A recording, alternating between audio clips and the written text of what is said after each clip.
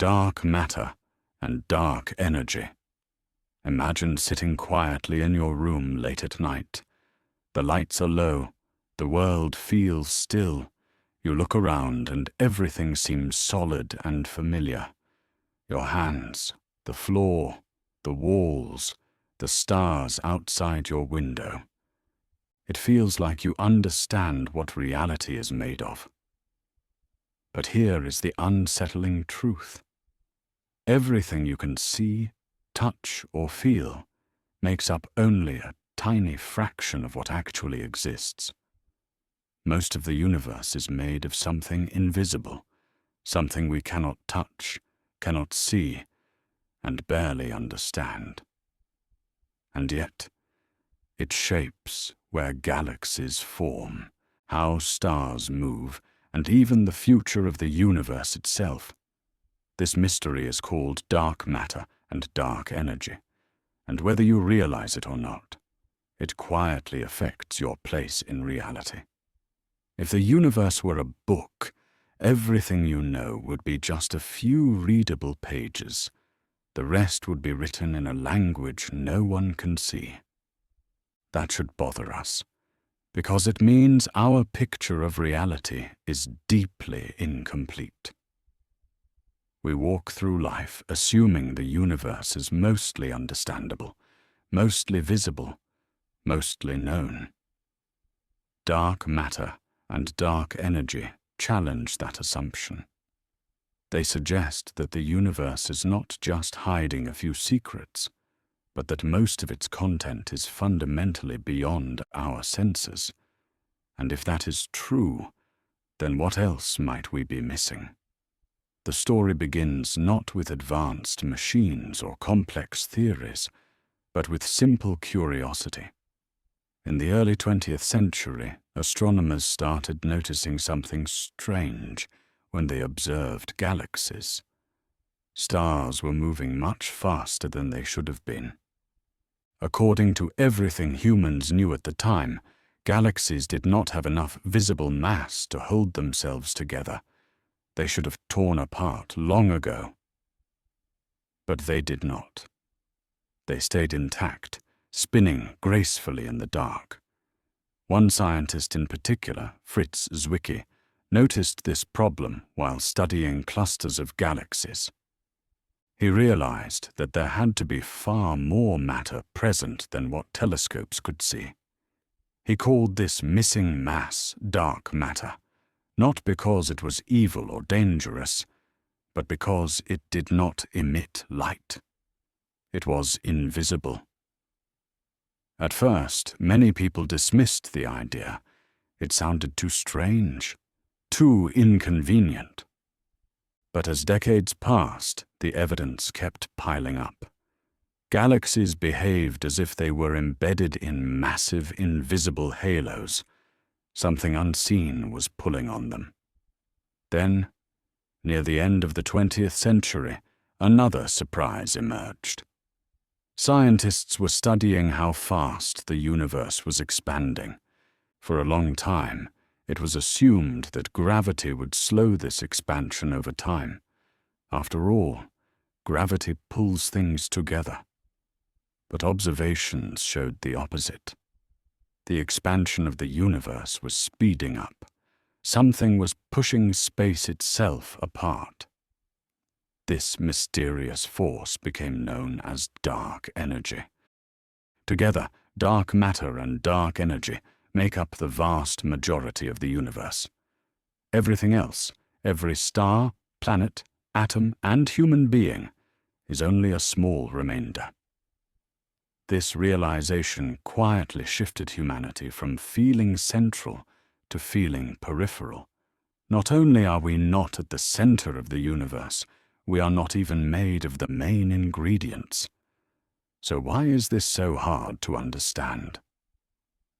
The biggest problem is not a lack of effort. It is the limits of how humans experience reality. We evolved to survive on a small planet, interacting with objects that reflect light, have weight, and respond to touch. Dark matter does none of these things in any obvious way. It does not glow. It does not block light. It passes through us without leaving a trace. Our instruments detect it only indirectly, through its gravitational influence. Dark energy is even more elusive. It does not clump together like matter. It does not form structures. It appears to be a property of space itself, stretching the universe apart. Trying to understand it is like trying to understand silence by listening harder. Our language struggles to describe it. Our intuition rebels against it. There is also a deeper challenge. Human thinking relies on patterns drawn from everyday experience, cause and effect, objects and forces, beginnings and endings.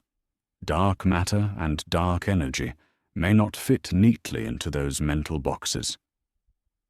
The obstacle may not be missing data, but the possibility that the universe operates on principles that feel alien to human minds. Despite this, modern science has not stopped trying. Scientists have built sensitive detectors deep underground, shielded from noise, hoping to catch rare interactions between dark matter and ordinary matter. Telescopes study how light bends around invisible mass, revealing the hidden scaffolding of the cosmos. Space missions map the expansion of the universe with incredible precision, searching for clues about dark energy. There are many ideas on the table. Some think dark matter is made of unknown particles that barely interact with normal matter. Others suggest it could involve entirely new dimensions or hidden aspects of physics.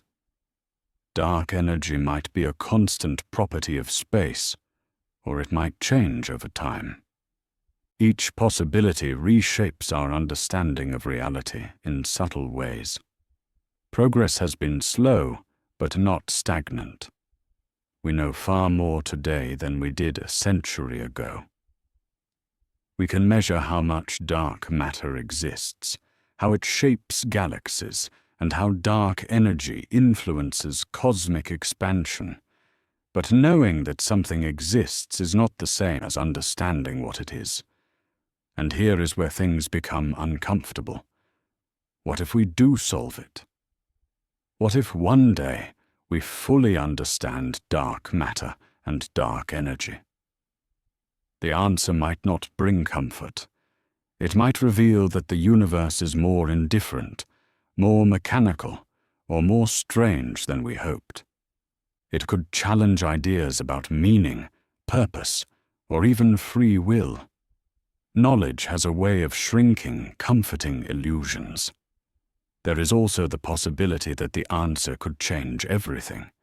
New physics could lead to new technologies, new ways of thinking, a new story about where we fit in the universe. Or it could simply remind us how small we are, living inside a vast structure mostly made of things we can never touch. So the question remains, can we ever truly know what dark matter and dark energy are? Perhaps we will uncover their nature and integrate them into a deeper understanding of reality. Perhaps they will remain shadows at the edge of human knowledge, or perhaps the act of searching is the point. A reminder that curiosity did not evolve to give us certainty, but to keep us looking into the dark. As you sit there listening, surrounded by familiar objects, remember that most of existence is still unseen. The universe is not just stranger than we imagine. It may be stranger than we are capable of imagining. And somewhere in that darkness, reality continues, whether we understand it or not. It is strange when you think about it, isn't it? You might have heard of this mystery already. But stay with me, because this is only the beginning. There is a long list ahead, and science has answers for some things, but not for these.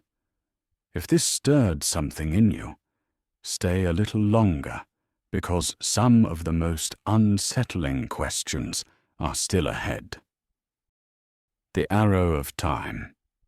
Think about this for a moment. You can remember yesterday, but you cannot remember tomorrow.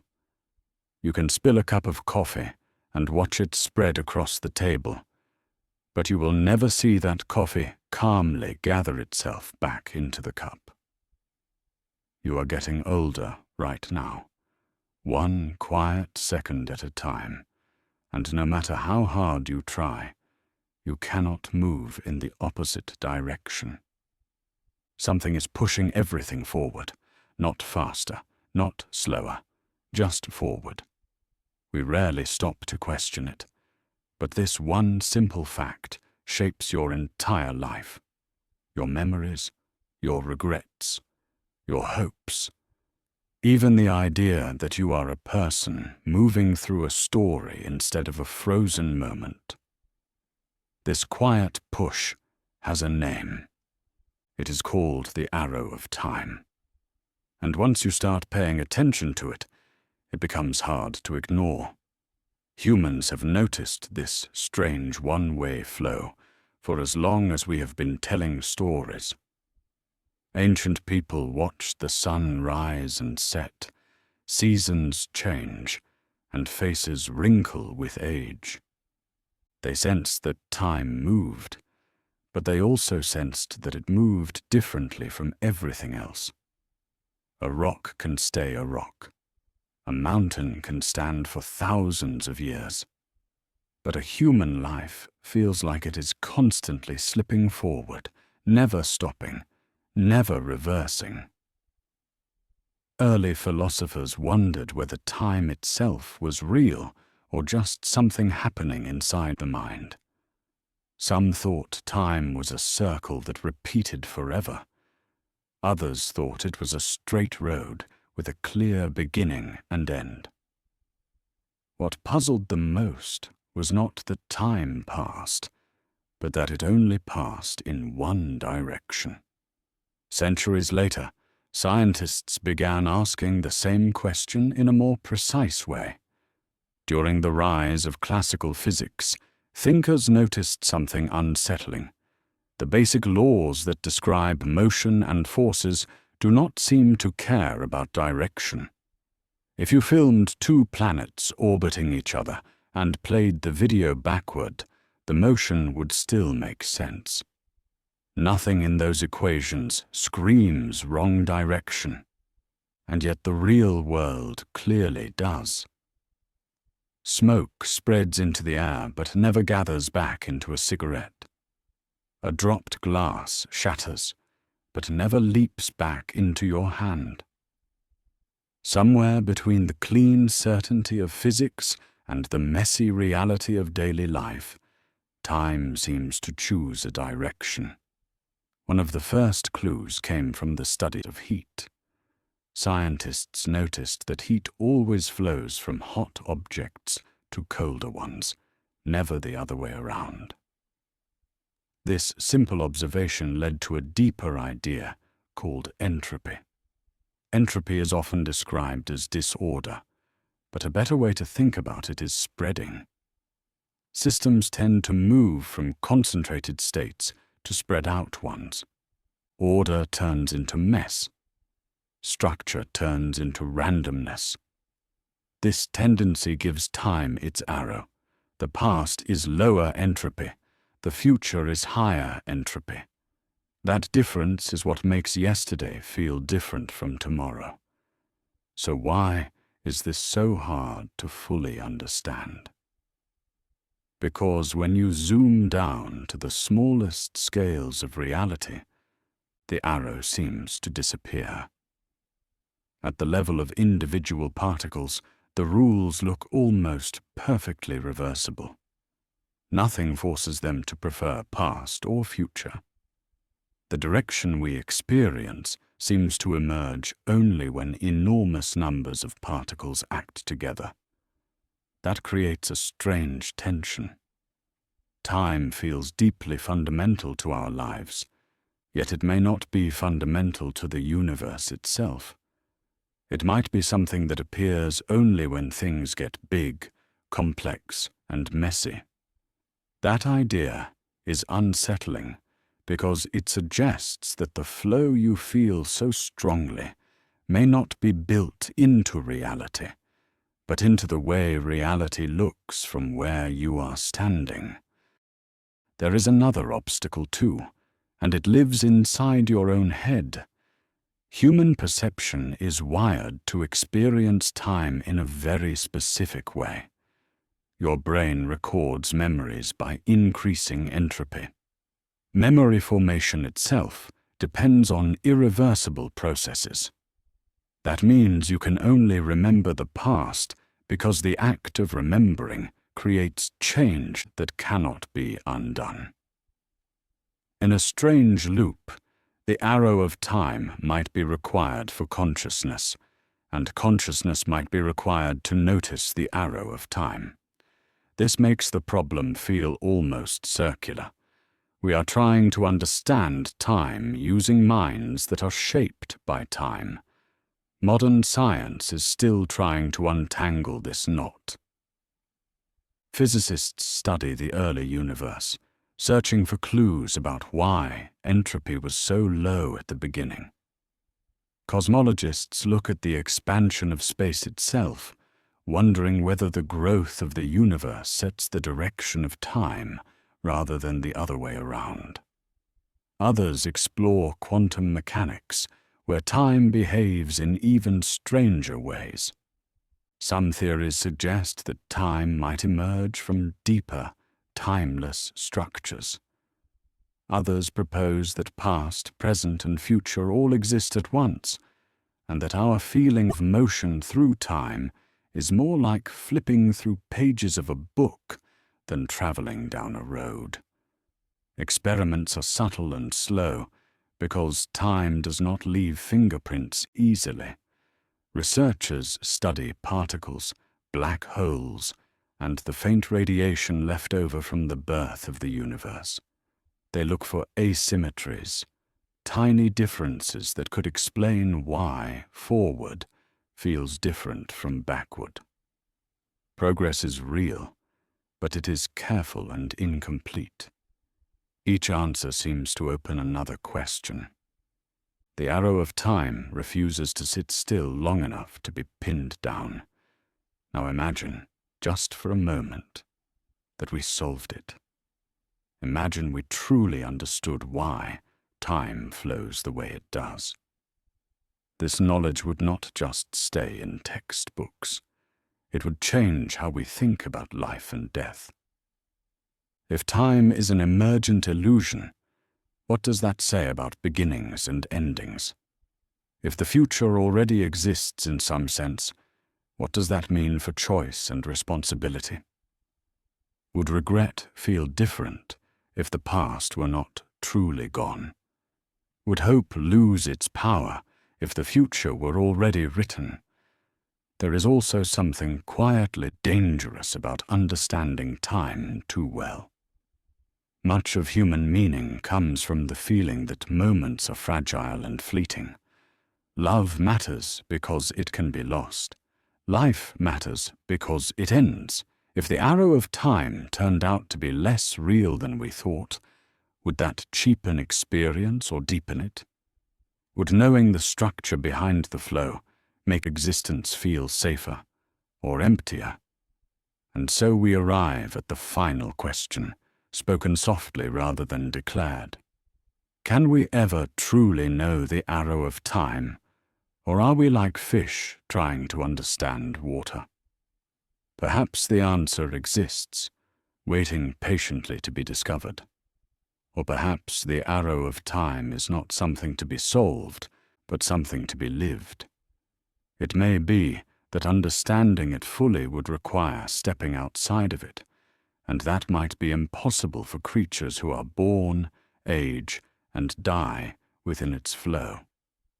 So tonight, as you listen to the quiet passing of seconds, consider this. The arrow of time has carried you to this exact moment, and will carry you away from it just as gently. Whether it is a deep law of the universe or a beautiful illusion created by complexity, it continues its silent work. And maybe the mystery is not why time moves forward, but why we are here to notice that it does at all. Matter-Antimatter Asymmetry. Imagine sitting quietly for a moment and realizing something unsettling. Everything around you exists at all, only because of a tiny imbalance that should not be there. Your body, your thoughts, the phone or screen you are listening through, the ground beneath your feet, even the air in your lungs all depend on a mistake the universe made long ago. If that mistake never happened, there would be no stars, no planets, no life, and no one here to wonder about it. This mystery is called Matter-Antimatter Asymmetry, and although it sounds distant and cosmic, it quietly decides whether you exist at all. To understand why this matters, imagine a universe that is perfectly fair. For every piece of matter, there is an equal piece of antimatter. When matter and antimatter meet, they destroy each other completely, leaving behind pure energy and nothing else. If the universe had stayed fair like that, everything would have vanished almost instantly after the beginning of time. No leftovers, no second chances, just emptiness. And yet here we are. Somewhere along the way, matter won by a very small margin. Not by a lot. Not even by 1%. Just enough to tip the balance and let the universe keep going. Humans did not always know this. For most of history, people assumed the universe simply was the way it appeared, solid, stable, and permanent. Ancient civilizations focused on the visible world, earth, fire, air, and water, order and chaos, balance and harmony. The idea that reality might have an invisible twin that could erase everything was not even on the table. That changed in the early modern age, when thinkers began to realize that nature had a strange habit of symmetry, left and right, up and down, action and reaction. The deeper scientists looked, the more it seemed that nature loved mirrors. In the early 20th century, physicists discovered that for every particle of matter, there should be a corresponding particle of antimatter. Same mass, same structure, opposite charge. It felt elegant, almost poetic. The universe appeared to be built with perfect balance in mind. Many believed this symmetry meant that matter and antimatter must have been created in equal amounts at the beginning of time. That idea made sense. It felt clean, logical, comforting. But then a problem appeared. If equal amounts of matter and antimatter were created, they should have annihilated each other completely. That did not happen. Somehow, matter survived. Galaxies formed, stars ignited, chemistry emerged, life followed. The universe was clearly not perfectly symmetrical after all. This realization did not arrive with drama or fireworks. It arrived quietly, through equations, experiments, and a growing sense of discomfort. The universe was not behaving the way our sense of fairness expected. So what went wrong? Or perhaps the better question is what went right. Scientists began searching for reasons why matter might behave slightly differently from antimatter. They found tiny clues, small violations of symmetry, subtle preferences built into the laws of physics themselves. These effects were incredibly small, almost embarrassing in how minor they seemed, and yet without them, nothing would exist. This is where the mystery deepens. The imbalance we observe today is far greater than what current theories can explain. The math predicts a universe that should still mostly cancel itself out. Reality disagrees. That means something is missing from our understanding. Not just a detail, something fundamental. One reason this problem is so hard is that we are asking questions about conditions that no longer exist. The early universe was unimaginably hot and dense, energies far beyond what we can easily recreate. Even our most powerful machines can only produce brief echoes of those conditions, lasting for fractions of a second. We are trying to reconstruct a cosmic crime scene billions of years after the fact, with most of the evidence already gone. There is also a deeper limitation. Human intuition evolved to survive on the surface of a planet, not to understand the behavior of reality at its most extreme. Our language struggles here. We talk about particles and forces, but these are metaphors, not solid objects. We are describing something that does not behave like anything in our everyday experience. It may be that the universe does not owe us an explanation that feels satisfying or even understandable. Modern science has not given up. Researchers study rare particle decays, subtle asymmetries, and faint signals from deep space. They build massive detectors underground. They observe particles that exist for barely any time at all. Each experiment is a careful attempt to catch the universe showing a preference, however slight. Some theories suggest there may be undiscovered particles. Others propose new dimensions of reality. Some hint that the laws of physics themselves may have shifted over time. Progress is slow, but it is real. We have confirmed that nature does treat matter and antimatter differently in certain situations. That alone is profound. It tells us the universe is not perfectly neutral. It has a bias, and that bias favors existence.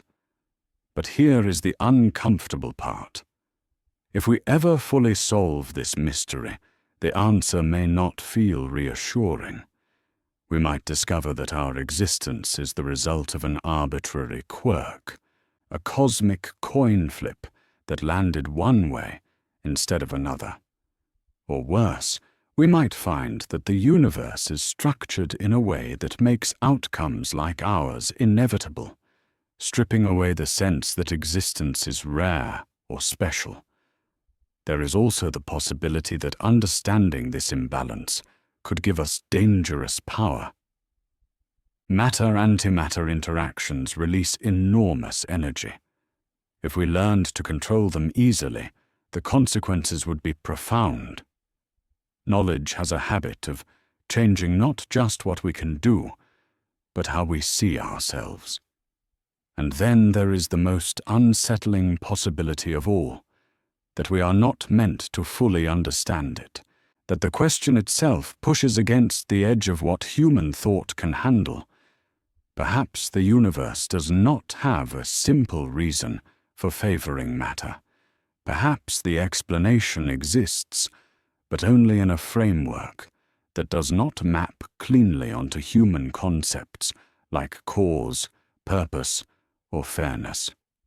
So we are left here, late at night, made of matter that should not have survived, thinking with brains that exist only because the universe leaned ever so slightly in one direction instead of another. Was it chance? Was it necessity? Was it something deeper than both? Maybe one day we will know, or maybe the mystery itself is part of what it means to exist, not having the answer, but being shaped by it, quietly, constantly, from the very beginning. Theory of everything. Imagine lying awake at night, staring at the ceiling, and suddenly wondering why anything exists at all. Not just why you exist, but why there is something instead of nothing. Why time flows forward, why the universe has rules, why your body obeys invisible laws you never agreed to. Every breath you take, every thought you have, every star that burns above you follows patterns written into reality itself.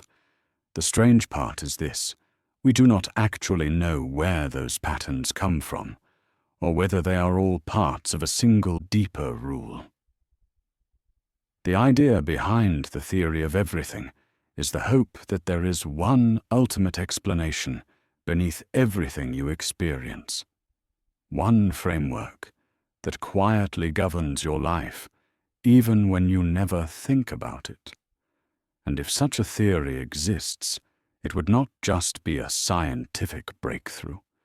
It would be a mirror held up to humanity, asking what we truly are in a universe that finally explains itself.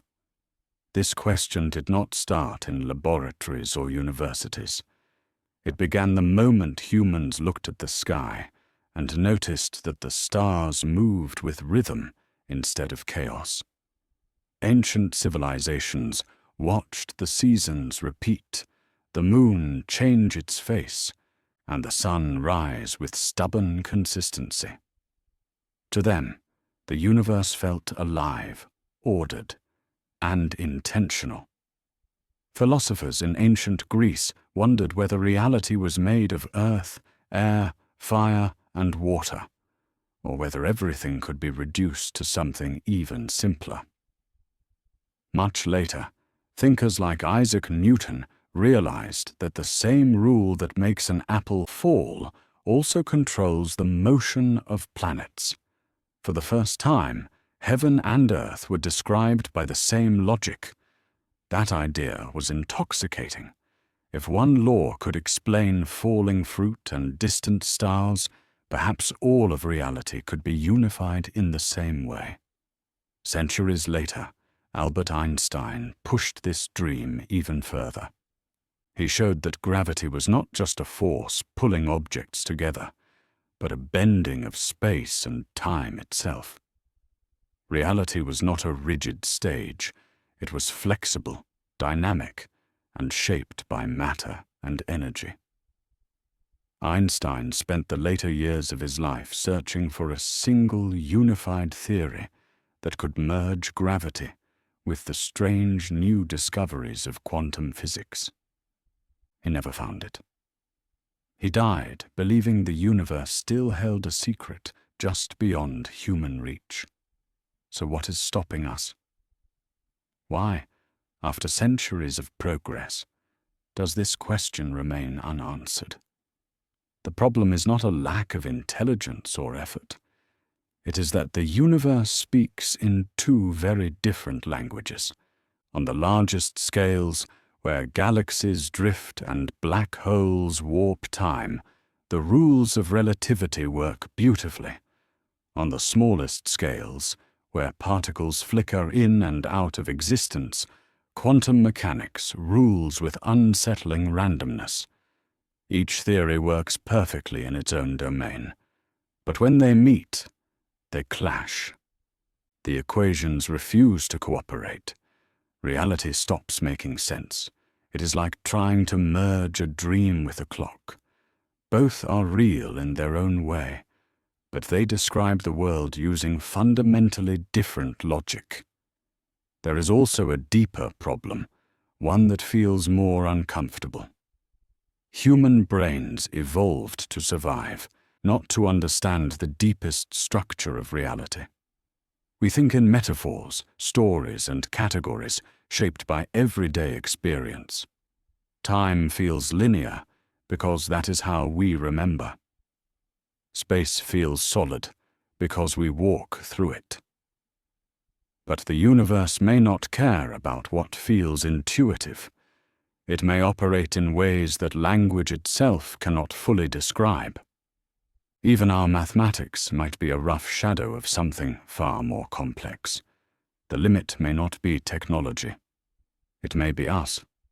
Still, modern science, continues to push forward.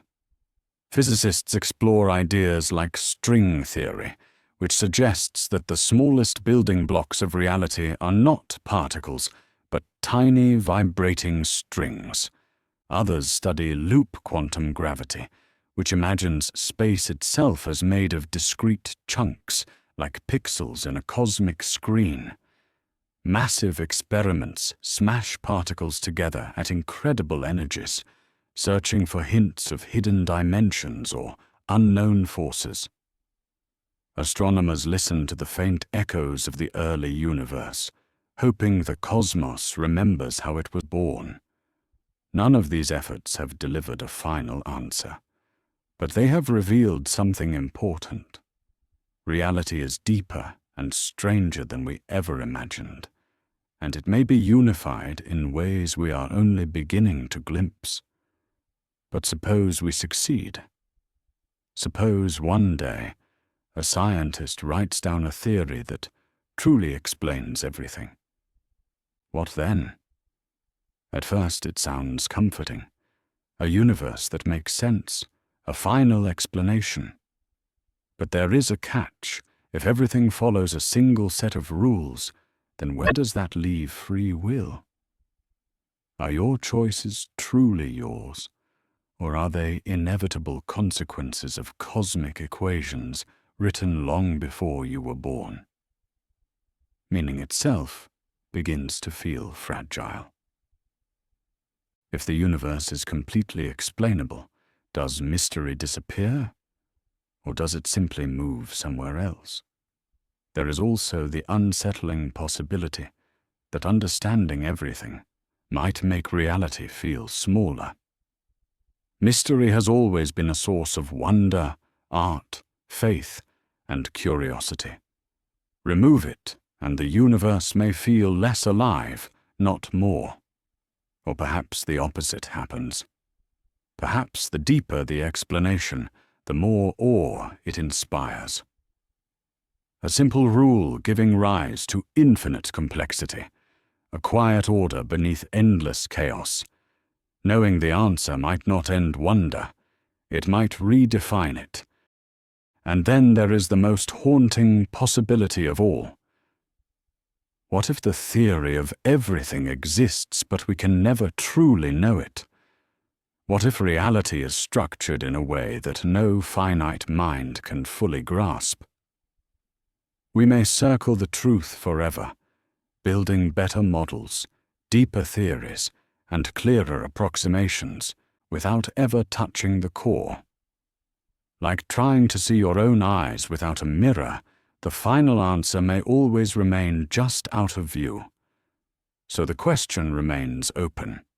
Is the universe ultimately knowable, or is it only partially revealed to creatures like us?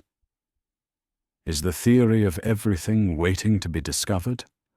Or is it an idea that reflects our desire for unity more than reality itself?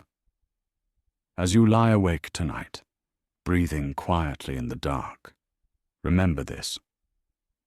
Every moment of your existence is governed by rules older than stars, deeper than language, and still mostly unknown. Whether we solve them or not, the search itself may be the most human thing we ever do. Black hole, information paradox.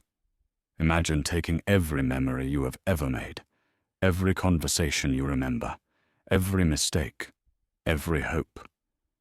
Now imagine all of it falling into a place where nothing ever comes back out.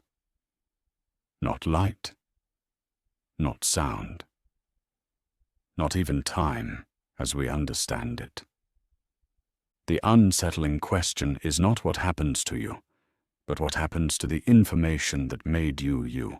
Does it vanish forever, or does the universe somehow keep a record? This is not just a strange space question. It quietly touches your identity, your past, and whether anything you do can ever truly be erased. This question sits at the heart of something called the black hole information paradox. Stripped of all technical language, it asks a simple thing. When something falls into a black hole, does the information about that thing disappear forever? At first, this might sound abstract, but information is not just data on a computer. In physics, information means the complete description of something, its particles, its history, its structure. If information can truly be destroyed, then the universe is not fully predictable. Cause and effect would have holes in them. Reality itself would forget. Humans have always worried about forgetting and being forgotten. Ancient stories warned of voids, abysses, and underworlds where souls vanished without trace. But black holes entered the story much later. In the early 20th century, scientists realized that gravity could be so strong that space itself collapses. At first, these objects were treated as mathematical curiosities, almost embarrassing predictions that nobody believed could exist. Even the name black hole came later, sounding more like a poetic exaggeration than a serious object. As telescopes improved and theory deepened, black holes went from fiction to fact. Then came a surprising twist. In the 1970s, a physicist named Stephen Hawking made a shocking discovery. According to his calculations, black holes are not completely black. Over unimaginably long times, they slowly leak energy and eventually evaporate. This faint glow became known as Hawking radiation. It was elegant, it was clever, and it created a problem no one expected. If a black hole eventually evaporates completely, then everything that fell into it is gone. Not hidden, not trapped. Gone. But according to the rules of quantum physics, information is never supposed to be destroyed. It can be scrambled, it can be spread thin, but it cannot vanish. Now, physics had two of its most successful theories making opposite claims. General relativity said black holes erase information. Quantum mechanics said that cannot happen. Both theories work extremely well.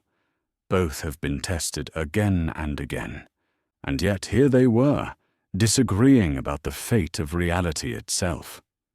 What makes this problem so hard is not just a lack of better telescopes or faster computers. The problem lives at a place we cannot directly access. Black holes hide their interiors behind an event horizon, a boundary beyond which no signal can return. We cannot look inside. We cannot send probes. Even our language struggles. Space and time trade roles. Cause and effect blur.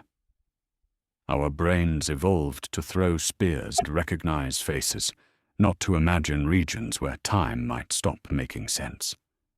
There is also a deeper limitation.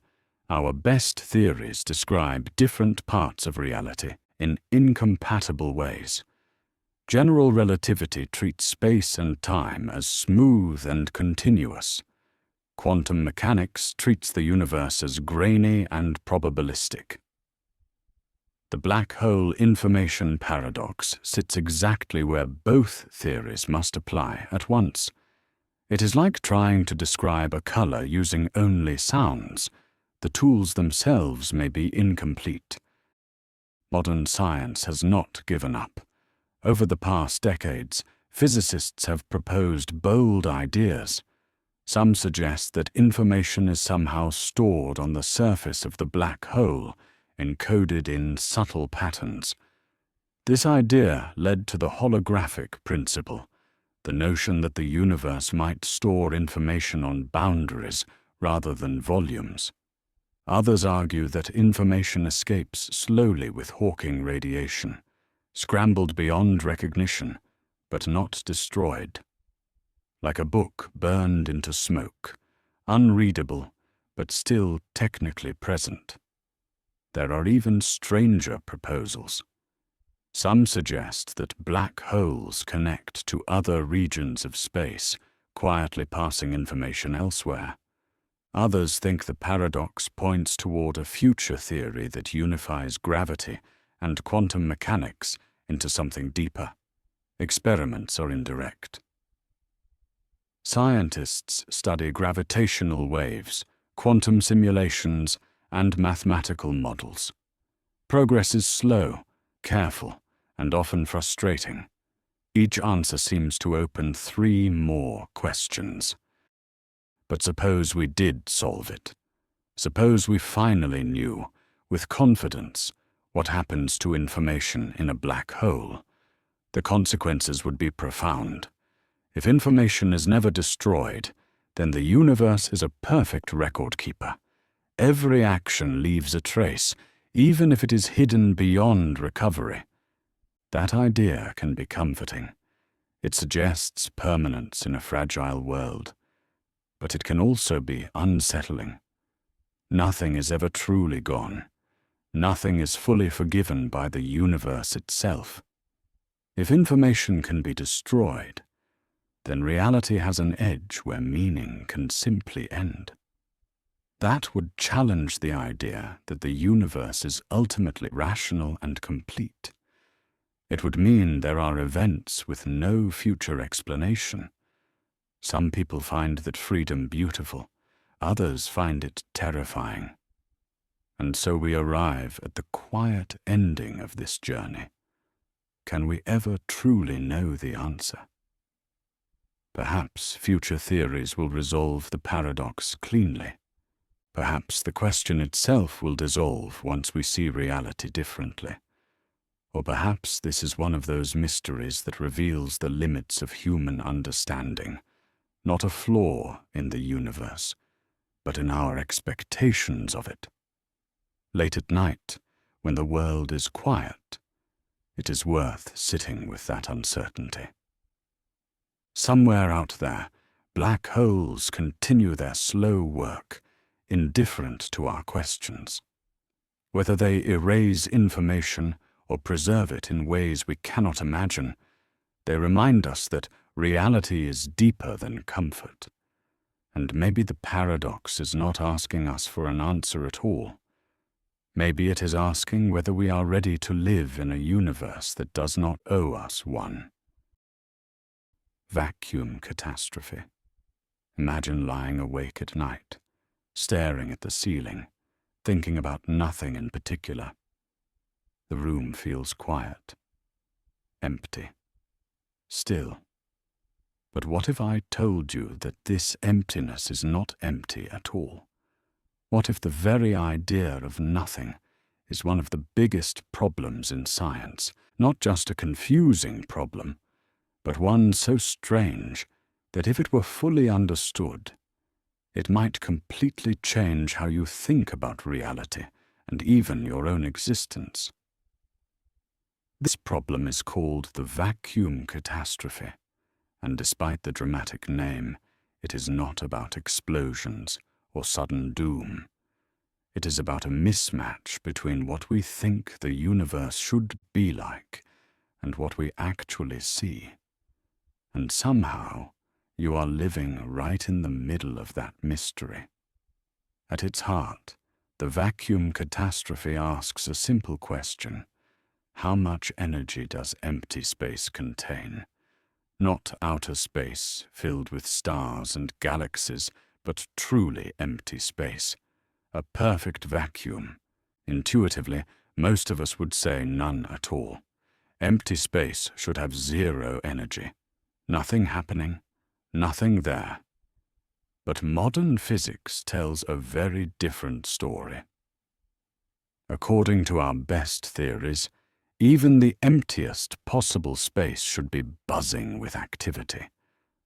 Tiny fluctuations, fleeting particles appearing and disappearing, a restless background hum of energy that never fully goes away. When scientists try to calculate how much energy that vacuum should contain, they get an answer so large that it becomes absurd. In fact, it is wildly different from what we observe in the real universe, and that difference is not small, it is enormous beyond imagination, so large that it feels like reality itself is quietly disagreeing with our understanding. This puzzle did not appear overnight. It emerged slowly as humans began to dig deeper into the nature of matter and space. Long ago, ancient thinkers believed that empty space could not exist at all. They argued that nature hated a vacuum and would always fill it with something. Later, experiments showed that empty space could exist, at least in a limited sense. Then came the rise of modern physics. As scientists explored atoms and energy, they discovered that the universe was far stranger than anyone had expected. By the early 20th century, new theories suggested that even when all matter and radiation are removed, space itself still has properties. It still has energy. This idea was unsettling, but it seemed to fit the mathematics beautifully. The problem only became clear when scientists tried to connect these ideas to the universe as a whole. When they did, the numbers refused to behave. Calculations predicted a vacuum energy so strong that it should have caused the universe to expand violently and tear itself apart almost instantly. Galaxies should never have formed. Stars should never have existed. Life should not be possible. And yet, here we are, sitting in quiet rooms, watching the night sky, living in a universe that is remarkably calm on large scales. This is where the catastrophe lies, not in destruction, but in contradiction. Two of our most successful ways of describing reality give answers that cannot both be true. What makes this problem especially frustrating is that it does not seem to come from sloppy work or missing data. The theories involved have been tested again and again in experiments and have passed with incredible accuracy. They work beautifully when describing particles and forces. They work beautifully when describing gravity and the motion of planets and galaxies. But when combined, they clash in a way that feels almost philosophical. It is as if the universe is telling us that our way of thinking is incomplete, that something about our assumptions, our language, or even our intuition about space and nothingness is fundamentally flawed. Part of the difficulty is that human brains evolved to deal with objects, motion, and survival, not with abstract concepts like empty space having energy. Our language struggles to describe it. Our intuition rebels against it. We imagine space as a container, a stage where events happen. But modern physics suggests that space is more like an active participant, something with structure, tension, and potential. Trying to understand that using everyday thinking is like trying to imagine a new color. The obstacle may not be technology alone. It may be the limits of how we think. Still, scientists are not giving up. Modern research explores many ideas to resolve the vacuum catastrophe. Some suggest that there may be unknown mechanisms that cancel out most of the vacuum energy before it affects the universe. Others propose that our understanding of gravity breaks down at deep levels, and that a future theory will naturally explain the mismatch. There are even ideas suggesting that many universes exist, each with different vacuum energies, and we simply happen to live in one where the value allows stars, planets, and observers to exist. These ideas are controversial and deeply unsettling to some, but they show how far scientists are willing to push beyond familiar ground. Experiments continue as well. Observations of the expansion of the universe, the behavior of distant galaxies, and the subtle patterns in cosmic radiation all provide clues. So far, they confirm that empty space does have a small but real effect on the universe, just not the overwhelming one our calculations predict. It is like hearing a whisper when you expected a roar. The whisper is real. The roar is theoretical, and no one yet knows why. Now imagine for a moment that we did solve it. Imagine that one day a simple explanation emerges that makes everything click into place. What would that mean? It could change how we see space, time, and existence itself. It might reveal that reality is far more delicate and finely balanced than we ever thought. Or it could show that our presence here is the result of deep cosmic rules that leave little room more for chance.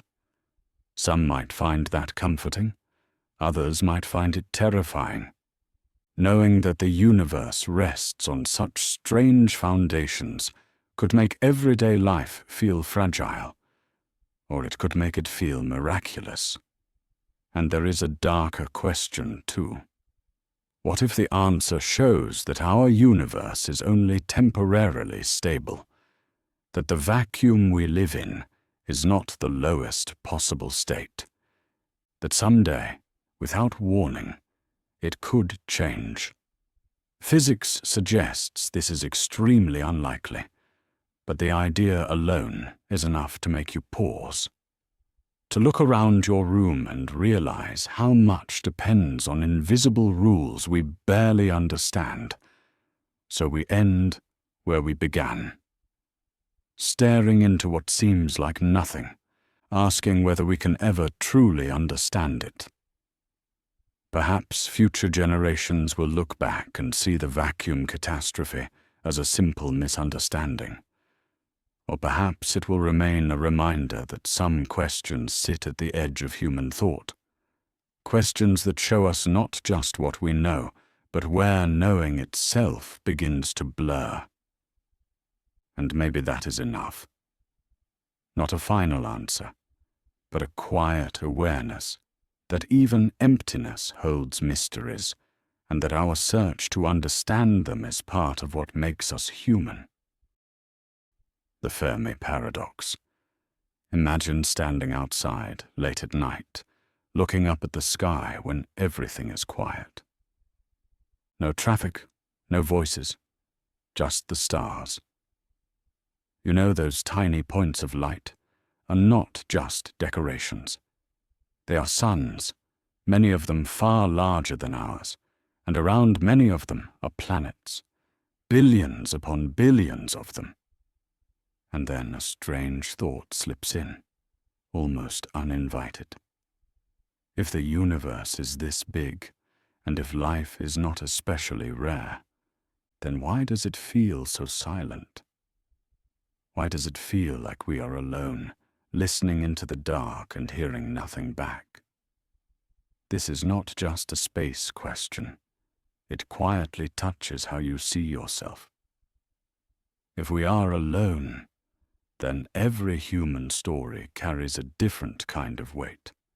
And if we are not, then everything we think we know about our place in reality might be incomplete. This uneasy question has a name, but it did not start as a formal theory. It started as a casual conversation. In the middle of the 20th century, a physicist named Enrico Fermi was having lunch with colleagues. They were talking about space, about technology, about the possibility of life beyond Earth. At some point, Fermi paused and asked a simple question. If intelligent life is common in the universe, then where is everyone? That question landed heavier than anyone expected. It was not sarcastic or dramatic. It was honest curiosity. At that time, humans were just beginning to understand how vast the universe truly is. Telescopes were improving, science fiction was exploding in popularity, and optimism about progress was high. The idea that intelligent civilizations should be everywhere felt natural, yet there was no sign of them. No signals, no visitors, no evidence written across the sky. Long before Fermi, humans had already wondered about life beyond Earth. Ancient philosophers debated whether the stars were other worlds. Some believed the universe must be filled with life because a creator would not waste so much space. Others believed Earth was unique, carefully placed at the center of everything. These were not scientific debates as we know them today. They were reflections of how humans understood meaning. As astronomy improved and Earth lost its special position at the center, the expectation grew that life elsewhere should exist. By the time humans reached the space age, the silence felt louder than ever. So why is this problem so hard to answer? One reason is obvious. Space is enormous. Even traveling at incredible speeds, crossing the distance between stars takes a very long time. Sending messages is also slow. A signal could take decades, centuries, or longer to arrive. Another reason is that intelligent life may not behave the way we expect. We assume it wants to communicate. We assume it uses technology we can detect. We assume it thinks in ways that resemble us. But these are assumptions built from a very small sample size. Just one planet. Just one species capable of asking this question. There is also the uncomfortable possibility that our tools are too primitive. We are like someone standing on a beach with a cup, trying to understand the ocean by scooping up a small amount of water. Our instruments can only see certain things. Our language struggles to describe ideas that stretch beyond everyday experience. Even our concept of intelligence may be too narrow. What if advanced life does not build radios or transmit signals? What if it exists in forms we cannot recognize as life at all? The problem might not be missing evidence, but missing imagination. Modern science has not given up. Astronomers now know that planets are common. Many stars have worlds orbiting them. Some of these planets exist in regions where liquid water could exist. Scientists study the atmospheres of distant planets, looking for chemical patterns that might hint at life. Radio telescopes scan the sky for unusual signals. Researchers think carefully about what signs a civilization might leave behind, not just messages, but changes to energy use or planetary environments. Progress is slow, but it is real. We now ask better questions than we did decades ago. At the same time, scientists explore many possible explanations for the silence. Maybe life itself is rare. Maybe the jump from simple life to intelligent life almost never happens.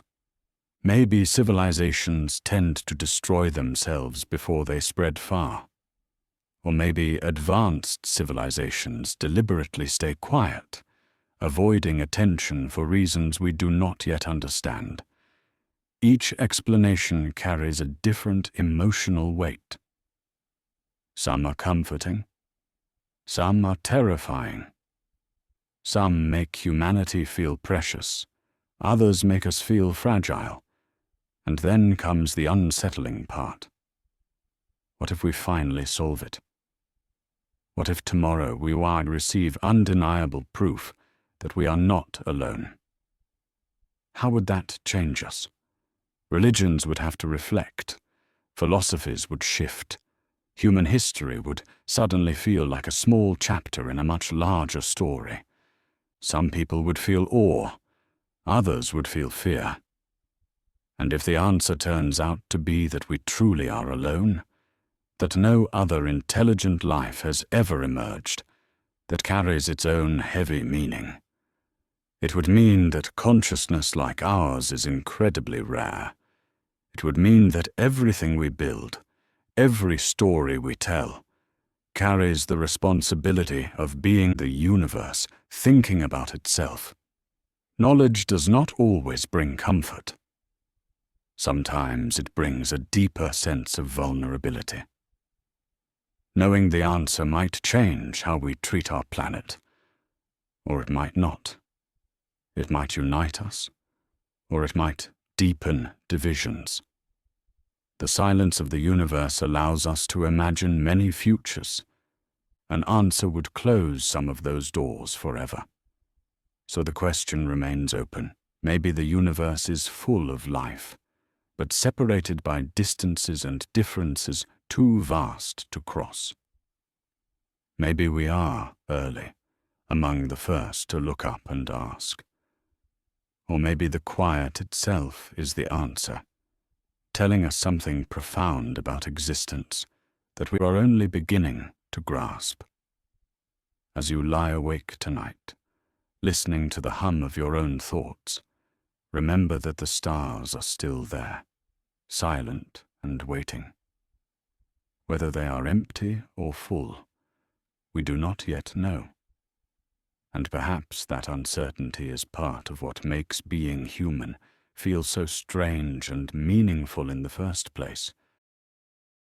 Abiogenesis. Close your eyes for a moment and imagine peeling back everything you think you know about yourself. Not your name, not your memories, not your personality. Strip all of that away. What remains is something quieter and far more unsettling. You are a living thing made of ordinary matter, the same kind of matter found in rocks, oceans, and distant stars. And at some point, long before stories or language or even thought, that matter crossed a line. It went from being lifeless to being alive. The question of how that happened is called abiogenesis, and whether you realize it or not, it quietly shapes how you see yourself, where you think you came from, and what you believe life really is. Most of us grow up taking life for granted. We wake up, we breathe, we think, we feel. Life feels normal because we are surrounded by it. But if you step back just a little, something strange becomes obvious. Nowhere else in our everyday experience do we see non-living things casually turning into living ones. Water does not suddenly start thinking. Rocks do not wake up one day with desires. And yet, if you trace your existence far enough back, that is exactly what must have happened. At some point, the universe went from silent chemistry to something that could struggle, adapt, and eventually ask questions about itself. That quiet transition is the problem abiogenesis is trying to understand. Humans have been puzzled by this long before modern science ever existed. Ancient civilizations told stories of life emerging from mud, breath, or divine words. In ancient Greece, thinkers like Aristotle believed that life could spontaneously arise from non-living matter. He thought insects might form from decaying flesh and worms from damp soil. To him, life was something the world naturally produced under the right conditions. For centuries, this idea felt reasonable, because no one could see the microscopic details that might contradict it. Life seemed to simply appear. As tools improved and observations became more careful, cracks began to form in that belief. By the time of the scientific revolution, experiments showed that life does not just pop into existence in everyday conditions. Living things come from other living things. This idea became so strong that it turned into a kind of rule. Life only comes from life. And yet that rule creates a deeper mystery. If life always comes from life, then where did the very first life come from? At some point, there had to be a beginning, a moment when there was no life at all, followed by a moment when there was. That is where the problem becomes truly difficult. We are trying to imagine a world that no human has ever seen, a world without cells, without organisms, without ecosystems, just a young planet covered in oceans, rocks, lightning, and simple chemicals drifting and colliding. The challenge is not just that we lack evidence, it is that our minds are shaped by life.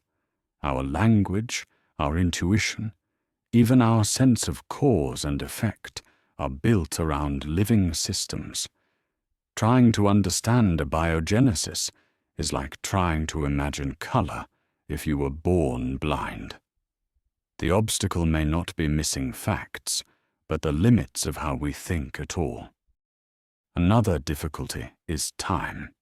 The origin of life likely happened over unimaginably long stretches of time. Not a sudden spark, but a slow accumulation of tiny steps. Molecules forming, breaking apart, rearranging, interacting in countless ways. Most of these steps leave no clear trace behind.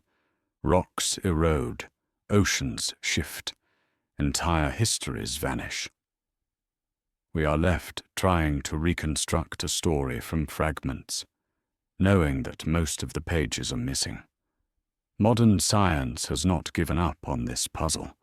Instead, it approaches it from many directions at once. Scientists study how simple chemicals can naturally form more complex ones under early Earth conditions.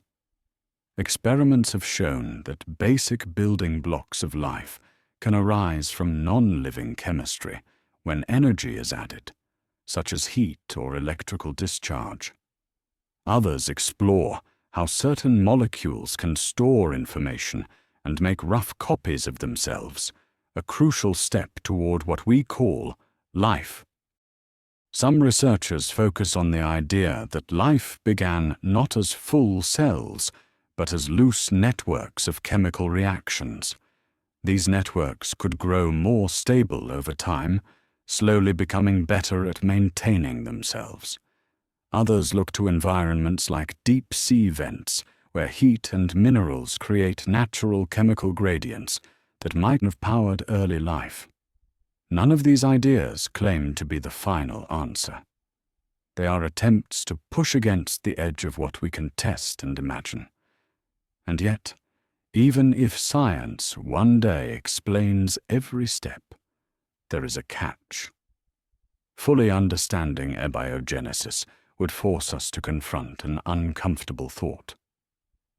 If life emerges naturally from non-living matter under the right conditions, then life may not be rare or special in the way we once believed.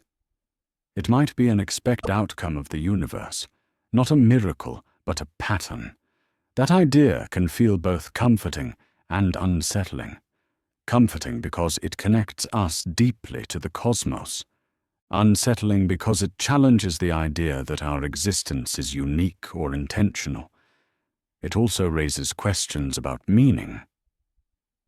If life is the result of chemistry following physical laws, where does purpose come from?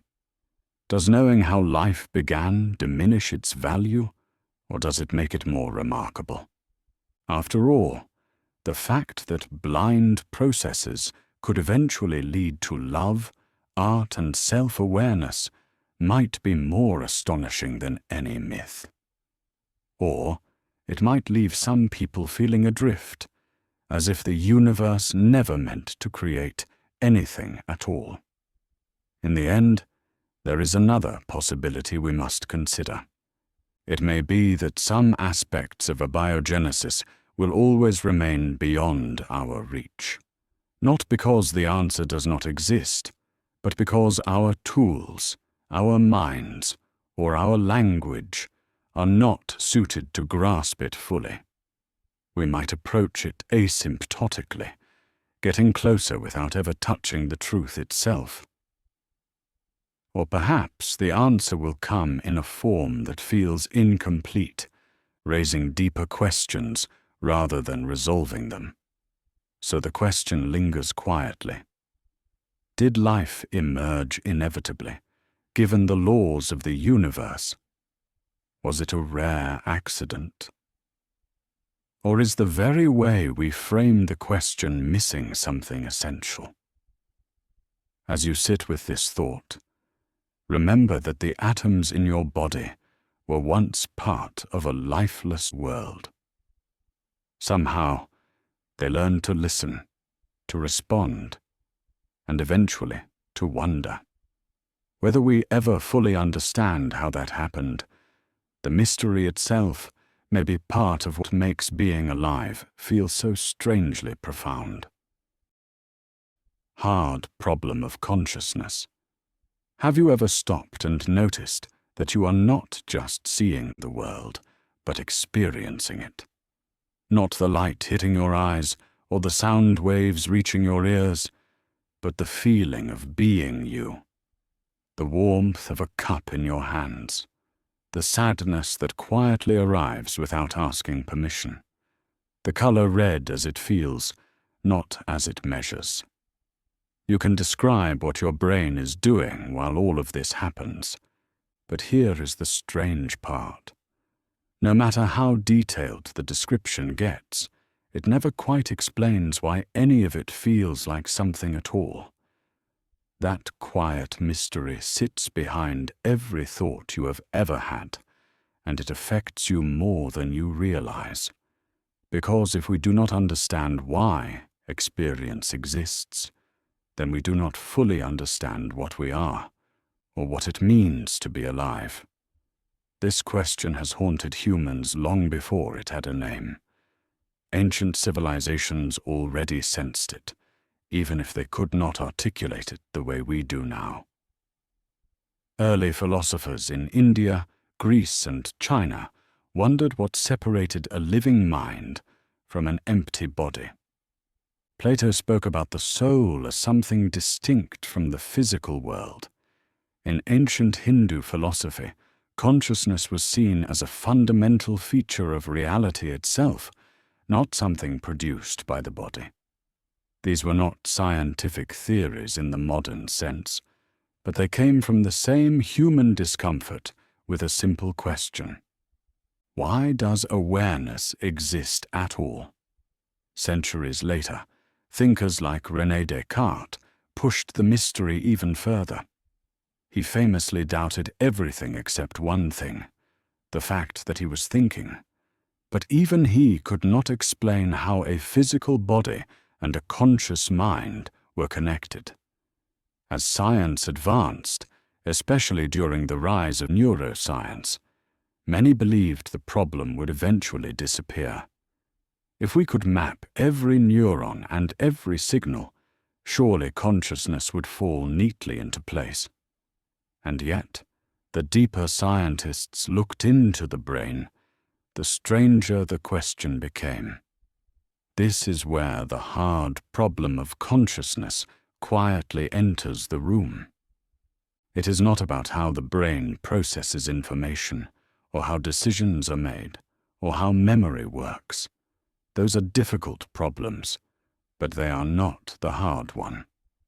The hard problem asks something far more unsettling. Why do physical processes in the brain produce subjective experience at all? Why is there something it is like to be you, instead of nothing but silent biological machinery doing its job in the dark? What stops us from understanding this is not a lack of data. We can watch neurons fire. We can measure brain activity down to astonishing detail. We can even predict certain thoughts or images a person is seeing based on brain scans. But none of that bridges the gap between objective facts and subjective experience.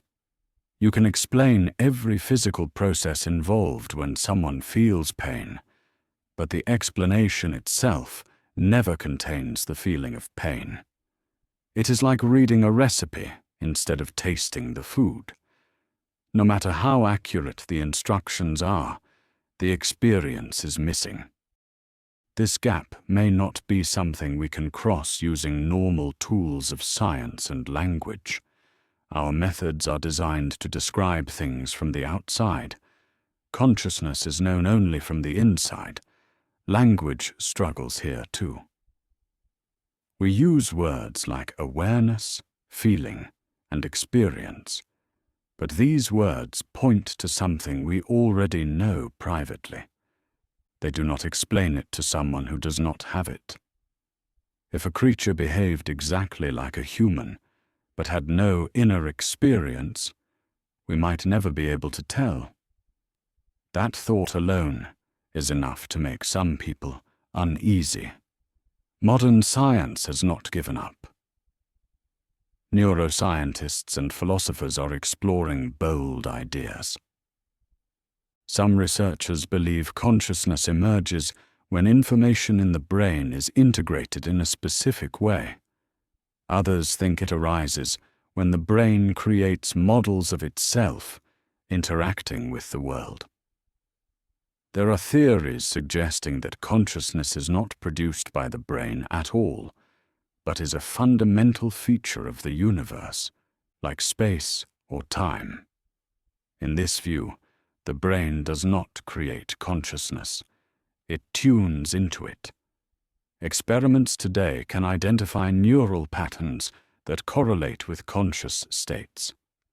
Scientists can tell when someone is awake, dreaming, or deeply unconscious. They can even detect signs of awareness in patients who cannot move or speak. These are incredible achievements, and they matter deeply. But even here, the hard problem remains untouched. Correlation is not explanation. Knowing when consciousness is present is not the same as knowing why it exists. And now comes the uncomfortable question. What if we actually solved it? What if one day we could explain exactly why experience arises? Would that answer bring comfort, or would it strip away something essential? If consciousness could be fully explained in mechanical terms, would love feel less meaningful? Would suffering feel colder? Would you feel like a beautifully complex machine rather than something mysterious and irreplaceable? There is also the question of responsibility. If we understood consciousness completely, could we create it? And if we could, what would that mean for machines, animals, or altered states of mind? Would turning something on or off suddenly become a moral decision? Knowledge does not always arrive gently. Sometimes it forces us to redraw the boundaries of who deserves care, rights, or dignity. And yet, there is another possibility. That this problem is not meant to be solved in the way we expect. That consciousness is something we can only ever live, not fully explain. Just as an eye cannot see itself without a mirror, perhaps the mind cannot fully grasp its own nature. Not because it is too simple, but because it is too close. So the question remains, quietly hovering. Will future science crack the hard problem and reveal consciousness as a puzzle with a final piece?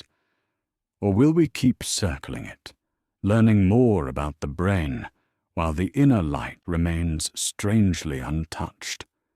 Or perhaps the act of asking the question is the point, a reminder that no matter how much we understand the universe, there is still something deeply intimate and unexplained happening every time you open your eyes and realize that you are here.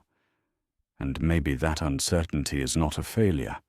Maybe it is an invitation to sit with the mystery, to notice experience as it unfolds, to recognize that right now, in this quiet moment, the hard problem is not out there waiting to be solved. It is happening inside you, silently, effortlessly, without explanation. Why we sleep. Every night, without asking permission, your body shuts you down. Your thoughts slow. Your muscles loosen. Your awareness fades. And for hours, sometimes a third of your entire life, you disappear into something you barely remember. You do this even when you are busy, even when you are stressed, even when you tell yourself you cannot afford to rest. Sleep arrives anyway, and if it does not, your mind begins to unravel. Your emotions sharpen. Your sense of reality bends in subtle ways. This is strange when you really think about it. We spend years learning how to eat, how to work, how to speak, how to think.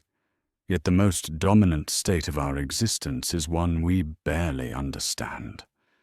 Why we sleep is not just a scientific puzzle. It is something that quietly shapes your mood, your memories, your identity, and even how real the world feels to you the next morning. Long before science existed, humans noticed how mysterious sleep was. Ancient civilizations treated it as a doorway rather than a function. In early Greek culture, sleep was ruled by a god, and dreams were messages sent from elsewhere. In ancient Egypt, dreams were carefully recorded and interpreted as warnings or prophecies. Even early philosophers like Aristotle struggled to explain why the mind would shut itself off voluntarily. He noticed that sleep was universal across animals and humans, yet no one could explain its purpose clearly. Why would evolution allow something so risky? A sleeping creature cannot hunt, cannot defend itself, cannot run, and yet every living brain insists on doing it. As centuries passed, the question did not disappear.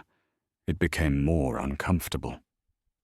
During the industrial age, when productivity became a moral value, sleep began to look like wasted time. Inventors and thinkers tried to reduce it. Some attempted strange sleep schedules. Others believed sleep was simply a passive state, like a machine temporarily powered down. But then something unsettling emerged. When researchers began depriving people of sleep, even for short periods, the effects were dramatic.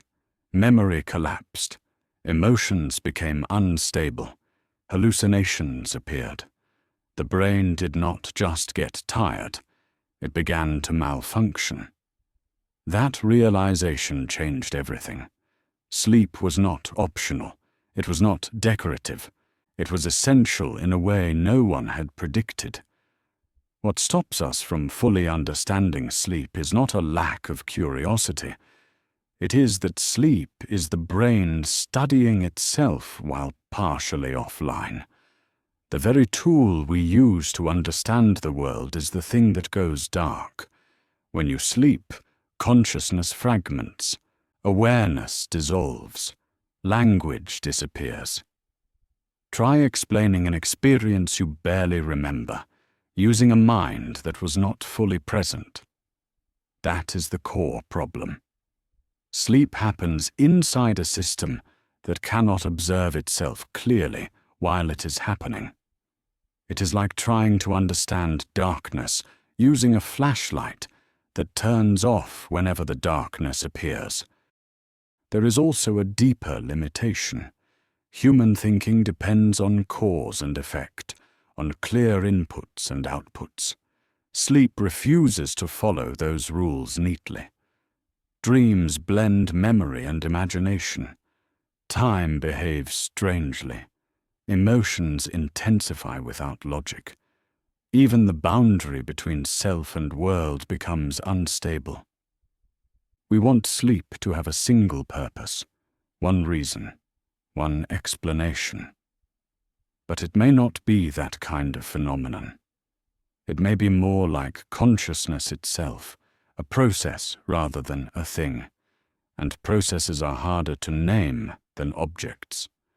Modern science has made progress, but the progress itself reveals how complex the problem really is. We now know that sleep is not a uniform state. The brain moves through different phases. Some are quiet and deep, others are vivid and active. During sleep, memories are reorganized. Experiences from the day are replayed, strengthened, or weakened. Emotional events are processed differently, often softened or reframed. The brain clears metabolic waste that builds up during waking hours, almost like a nightly cleaning cycle.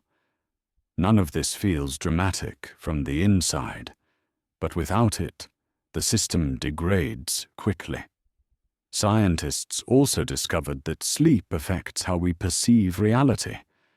A sleep-deprived brain becomes more reactive and less accurate. Threats feel larger. Neutral faces seem hostile. Small problems feel overwhelming. This suggests something unsettling. Sleep does not just rest the body. It calibrates your sense of what is real and what matters. When you sleep, you are not just restoring energy. You are resetting your interpretation of the world. Even with all this knowledge, the central question remains unanswered. Why does it require unconsciousness? Why can the brain not do all of this while awake? Some theories suggest that consciousness itself interferes with maintenance, that being aware is noisy, that the brain needs silence to reorganize. Others suggest sleep is not about rest at all, but about forgetting, that without sleep, the mind would drown in unfiltered memory, unable to distinguish signal from noise. These ideas are powerful, but incomplete. Here is where the catch appears. If we ever fully understood why we sleep, it might force us to rethink what consciousness is for. If sleep is the brain doing its most important work while you are not present, then what does that say about the role of the conscious self? Are you the operator, or are you the distraction? It is possible that awareness is not the core of intelligence, but a surface feature, a useful illusion that helps you navigate the world, while deeper processes quietly run the system underneath. That idea is unsettling. We like to believe that meaning lives in our waking thoughts, that who we are is defined by what we choose, what we notice, what we decide. But sleep suggests another possibility, that the most essential parts of you operate outside your awareness. That identity is maintained in silence, that the self is rebuilt every night without your consent. If we solved sleep completely, we might gain control over it. Shorter sleep, perfect rest, total optimization. But something might be lost. Dreams might vanish. The strange emotional processing that gives depth to memory might flatten. The boundary between waking and sleeping which gives rhythm to human life, might dissolve. Knowing too much could turn a mystery into a mechanism. And mechanisms are efficient, but rarely meaningful. So the question lingers. Will we ever truly know why we sleep? Or will understanding always stop just short of the experience itself? Maybe sleep exists at the edge of what a thinking mind can study. A reminder that not everything essential is accessible to awareness. Each night, you surrender consciousness and trust that you will return. And every morning you wake up slightly changed, carrying the quiet work of a mind that labored without you. Perhaps sleep is not a problem waiting to be solved, but a boundary meant to be felt, a place where certainty fades and understanding softens into silence. The origin of viruses. Imagine this for a moment. Every breath you take, every surface you touch, every drop of water you drink is filled with things you cannot see. Most of them are harmless. Some even help keep you alive. But a few of them have the strange ability to slip inside your body, take over your cells, and quietly turn your own biology against you. You never invited them. You never agreed to host them. And yet they are here, shaping human history, influencing evolution, and occasionally bringing the world to a standstill. These things are viruses, and the unsettling question is not just what they do, but where they came from in the first place. The answer matters, because viruses blur the line between what is alive and what is not. And in doing so, they challenge how we understand life itself and our place inside it. For most of human history, people did not know viruses existed at all. They only saw the consequences: sudden sickness, mysterious outbreaks, fevers that spread from house to house like whispers in the dark. Ancient civilizations blamed angry gods, bad air, or moral failure. Even as microscopes revealed bacteria in the 17th century, something still did not add up. There were diseases that passed through filters that trapped bacteria. Something smaller was at work, something invisible even to early science. By the late 19th century, scientists began to realize that they were dealing with a new kind of entity. Not a tiny animal, not a bacterium. Something stranger. As scientists studied these agents, the mystery deepened. Viruses did not behave like living things. They did not eat. They did not grow. They did not reproduce on their own. Outside a host, they were inert, like dust or crystals. But once inside a living cell, they came alive, hijacking the cell machinery to make countless copies of themselves. This raised an uncomfortable question. Were viruses alive at all, or were they something else entirely? And if they were not fully alive, how could they evolve, adapt, and outsmart immune systems? This question naturally led to a deeper one. Where did viruses come from? Did they exist before life, waiting patiently for cells to appear? Did they break off from living organisms long ago, like biological escapees? Or did they arise alongside life, growing more complex as life itself became more complex? Early thinkers debated these ideas with passion, because each possibility carried unsettling implications. If viruses predate life, then life may have always existed in a hostile environment. If viruses came from us, then parts of our own biology may have turned against us. What makes this question so hard to answer is not just a lack of evidence, but the nature of viruses themselves. They leave few fossils. They mutate rapidly. Their genetic material changes so fast that tracing their family tree becomes like trying to follow smoke through the wind. On top of that, our definitions get in the way. We like clear categories: alive or not alive, natural or artificial, friend or enemy.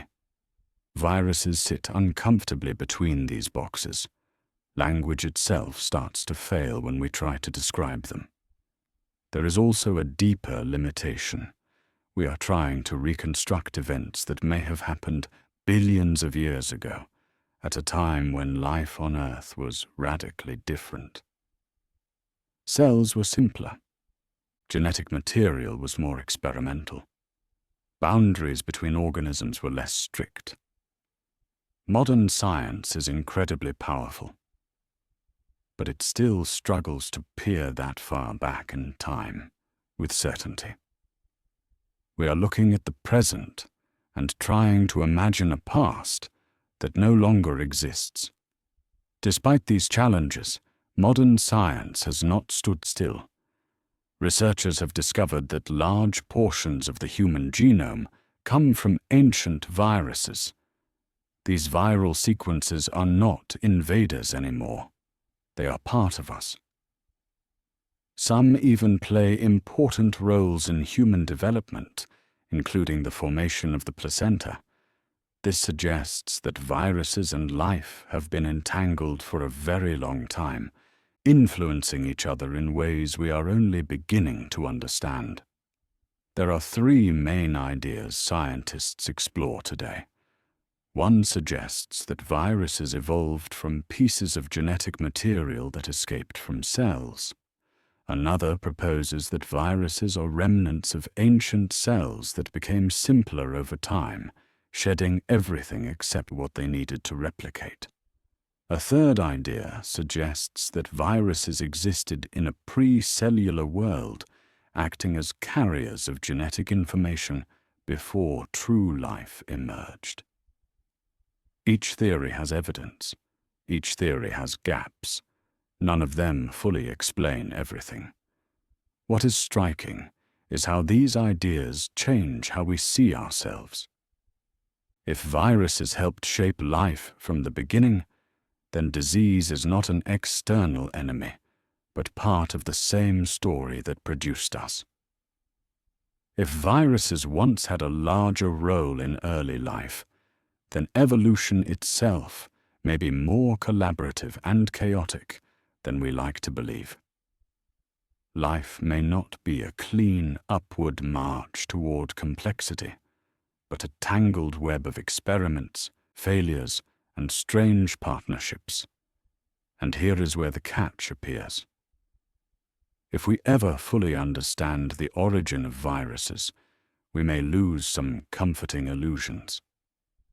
We might have to accept that suffering is not an accident in the story of life, but a byproduct of how life works. We may have to face the idea that intelligence, biology, and vulnerability are deeply intertwined. Knowledge like that does not come with easy answers or moral clarity. It simply reveals a more complex reality. There is also the unsettling possibility that viruses are not done surprising us. As we learn more about their origins and capabilities, we may discover new forms that challenge our assumptions even further. Understanding them may give us power, but it may also reveal limits we cannot escape. The more we know, the more we realize how much remains unknown. So the question remains open. Will we ever truly know where viruses came from? Perhaps future technology will uncover clues hidden deep in genetic code. Perhaps new discoveries will rewrite our understanding of life itself. Or perhaps the origin of viruses sits at the edge of what the human mind can grasp, forever, just out of reach. In the quiet moments, it is worth sitting with that uncertainty, not as a failure of science, but as a reminder of how strange and intricate reality really is. Viruses are not just agents of disease. They are messengers from deep time, carrying stories about life, survival, and transformation. Whether we fully understand their origin or not, they continue to shape us quietly and persistently, reminding us that the boundary between what we are and what surrounds us is thinner than we think. Placebo effect. Imagine this for a moment. You take a pill that looks ordinary, no special color, no strange taste. You swallow it, not really expecting much. And yet, hours later, you feel better. The pain fades. Your breathing feels easier. Your mood lifts. Now imagine being told afterward that the pill contained nothing at all. No medicine, no active ingredient. Just sugar. If that idea makes you uneasy, it should. Because it suggests that something inside you, something quiet and invisible, might be powerful enough to change your body without you ever realizing it. And once you notice that possibility, it becomes hard to ignore how deeply it touches your everyday life, your health, your beliefs, your confidence, even the way you understand reality itself. The placebo effect is not just a strange medical trick. It is a mirror held up to the human mind. It forces us to confront a question that feels simple on the surface, but grows more unsettling the longer you sit with it. How much of what we experience is shaped not by the world itself, but by what we expect the world to do to us? Pain, relief, fear, hope. These feel solid and real. And yet, the placebo effect quietly suggests that belief alone can move the needle in ways we never thought possible. Long before scientists had laboratories and clinical trials, humans were already brushing up against this mystery. Ancient healers noticed that rituals mattered. The chants, the symbols, the confidence of the healer. A treatment given with certainty often worked better than one given with doubt. In ancient Greece, people traveled to healing temples where they would sleep, dream, and awaken believing the gods had touched them. In many cases, they truly felt cured. Across different cultures, shamans, priests, and physicians all leaned on the same hidden force without naming it. They saw that the mind and body were not strangers to each other. They were in constant conversation. The idea became harder to ignore as medicine advanced. By the 18th century, doctors began testing treatments more carefully. One famous example involved a procedure called mesmerism, where patients were told that invisible forces were being realigned inside their bodies. When the same results appeared even after the ritual was secretly removed, something strange became clear. The improvement was real, but the cause was not what anyone expected. Over time, scientists realized that belief itself could trigger physical changes, and so the placebo effect slowly transformed from an embarrassing nuisance into a serious scientific puzzle. What makes this problem so difficult to fully understand is not a lack of data. We have thousands of studies showing that placebos can reduce pain, improve symptoms, and even change measurable biological markers. The real obstacle is deeper. It is the fact that the observer and the observed are the same person. The mind that believes is the same mind that feels the result. How do you separate cause from expectation when they are tangled together at the root? The brain does not neatly label its experiences. It does not say this pain is chemical and this relief is imagined. It simply responds. There is also the problem of language. We tend to talk about belief as if it were weak or optional, something soft compared to physical reality. But the placebo effect challenges that assumption. It suggests that belief is not just a story we tell ourselves. It is an active biological process. Chemicals are released, neural pathways shift, immune responses change. Yet we still lack the words to describe where belief ends and biology begins. Perhaps that boundary does not exist at all. Modern science is trying to shine light into this fog.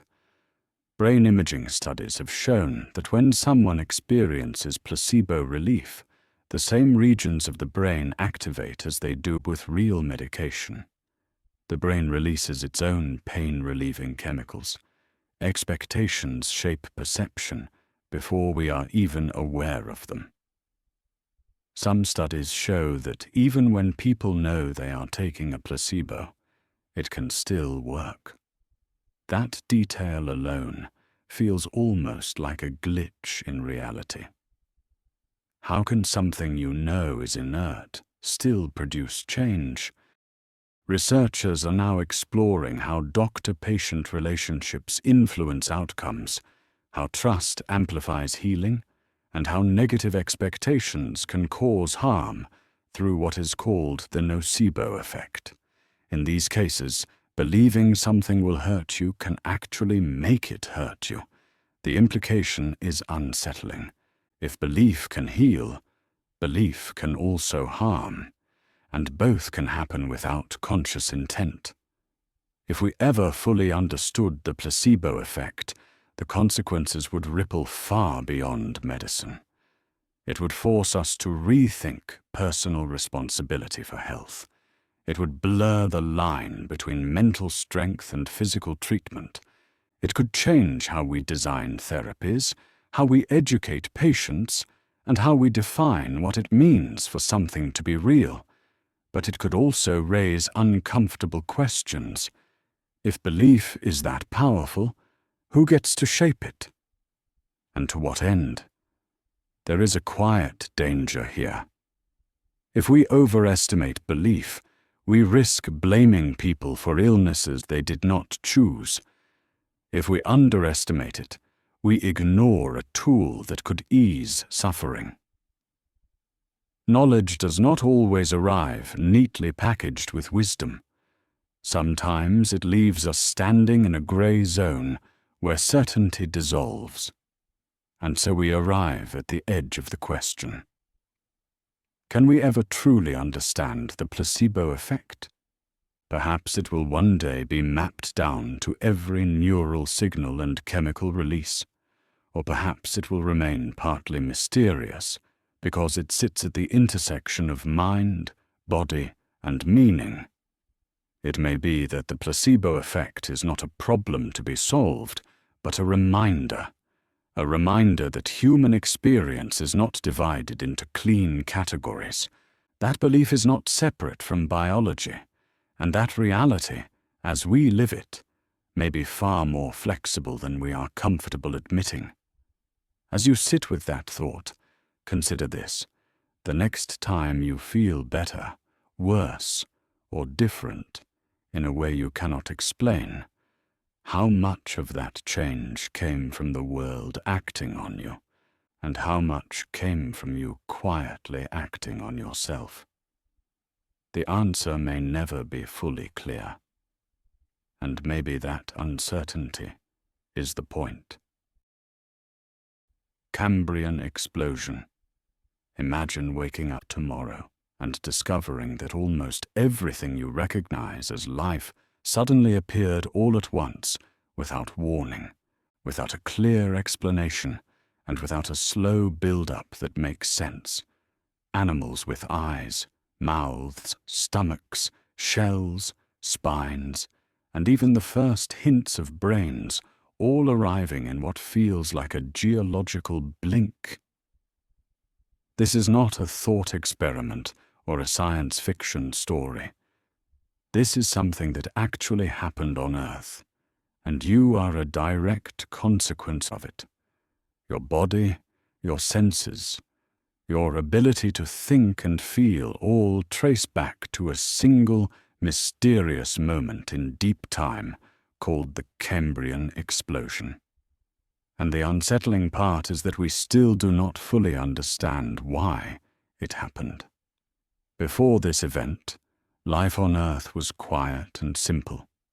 For billions of years, the planet was home mostly to tiny organisms drifting in water, slowly changing, slowly adapting, barely leaving a mark that we can see today. Then suddenly, something changed. In a relatively short span of time, the oceans filled with strange and complex creatures. Some had armor like tanks, some had multiple eyes. Some moved fast, hunted, and killed. Almost every major animal body plan that exists today appeared during this brief window. In a sense, this moment shaped what it even means to be an animal, including you. That is why this problem matters. It is not just about fossils. It is about understanding why you exist in the form you do, and why the world of living things looks the way it does. Humans first stumbled onto this mystery when they began digging into ancient rock layers and finding something odd. Below a certain point, fossils were scarce and simple. Above it, life exploded in diversity. Early naturalists expected to see a gradual progression, a smooth unfolding of complexity over time. Instead, they found a sharp boundary. Charles Darwin himself was deeply troubled by this. He worried that it might undermine the idea of evolution by natural selection, not because evolution was wrong, but because the fossil record seemed to be missing something important. Where were all the intermediate forms? Where was the slow build-up that theory predicted? For decades, scientists searched, argued, and debated. Some believed the earlier fossils simply had not survived. Soft-bodied creatures do not fossilize easily after all. Others wondered if something truly dramatic had happened, some trigger that suddenly unlocked complexity. As more fossils were found in places like Canada and China, the mystery only deepened. These ancient seas were filled with creatures that looked almost alien, yet familiar enough to remind us of ourselves. The question became unavoidable. Why then? And why so fast? One of the biggest obstacles in understanding the Cambrian explosion is time itself. When scientists say fast, they mean fast on a geological scale. The event still lasted millions of years, far longer than human history.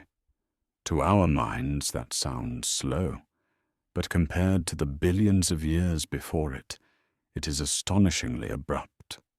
Our brains are not built to intuitively grasp these scales. We struggle to feel the difference between 1,000 years and 1,000,000, let alone hundreds of millions. This makes it hard to judge whether the explosion was truly exceptional or just appears that way because of how we measure time. Another challenge lies in perception. We rely on fossils to tell this story, but fossils are incomplete storytellers. They preserve hard parts better than soft ones. They favor certain environments over others. It is possible that life was experimenting with complexity long before the Cambrian period, but left little trace behind. Even if those earlier creatures existed, we may never fully see them. This raises an uncomfortable idea. What if the mystery is not only in the past, but in the limits of what we can ever know. Modern science has not stood still. Researchers have proposed many ideas to explain what might have fueled this burst of life. One idea focuses on oxygen. As oxygen levels in the oceans and atmosphere rose, larger and more energy-hungry organisms became possible. Another idea looks at genetics. The evolution of new genetic tools, such as regulatory genes that control how bodies develop, may have allowed small changes to create dramatic new forms. Imagine suddenly having a more flexible blueprint for building in a body, where tiny tweaks could produce eyes, limbs, or armor. There is also the idea of ecological arms races. Once one organism evolved the ability to hunt, others needed defenses. Shells, spikes, speed, and better sensors followed. Life became a competition, and competition drives innovation. In this view, complexity feeds on itself. Each new adaptation creates pressure for another. The Cambrian explosion may have been less like a single spark and more like a chain reaction. Despite these advances, none of these explanations fully solve the puzzle on their own. They explain parts of the story, but not the whole. This is where the unease returns. The problem may not be a missing piece of data, but the way we try to tell the story at all. We want a single cause, a clean explanation. Nature rarely offers that. Reality might be messier, shaped by chance, thresholds, and feedback loops that resist simple narratives. Now consider what it would mean if we truly solved this mystery. If we could say with confidence exactly why complex life emerged when it did, it would change how we see ourselves. It would suggest that beings like us were not an accident, but an almost inevitable outcome once certain conditions were met. That idea can be comforting. It places humanity firmly within a grand, understandable process. But it can also be unsettling. If complexity is inevitable, then consciousness, intelligence, and perhaps suffering are not special miracles, but natural consequences. That raises difficult questions about meaning and purpose. On the other hand, if the Cambrian explosion turns out to depend heavily on rare coincidences, then our existence becomes fragile and improbable. We would be the product of a cosmic lottery, shaped by events that could easily have gone another way. That perspective inspires awe, but also humility. It suggests that the world you experience and the body you inhabit balance on a knife edge of chance. So we arrive at the quiet question that lingers at the end of this journey. Can we ever truly know what happened during the Cambrian explosion? Perhaps future discoveries will fill in the gaps and bring clarity. Perhaps new ways of thinking will let us see patterns we currently miss. Or perhaps this mystery will always remain partially out of reach. A reminder that some of the most important chapters of reality were written long before minds existed to witness them. As you sit with this thought, consider that your curiosity itself is a legacy of that ancient explosion. The ability to wonder, to question origins, to feel unsettled by unanswered questions is not separate from biology. It is one of its most recent expressions.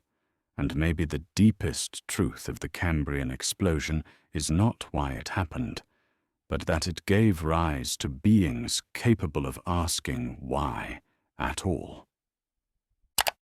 Maybe you have already confronted a question science still cannot answer. Not a rumor or a legend, but something real. Problems we can measure, observe and model, yet still cannot fully explain. Or maybe it was something far more subtle, a realization that arrived without proof or equations, a quiet awareness science has not yet learned how to write down. If any of these stayed with you, share your thoughts and experiences in the comments below, and let others follow as the trail descends deeper into the unanswered.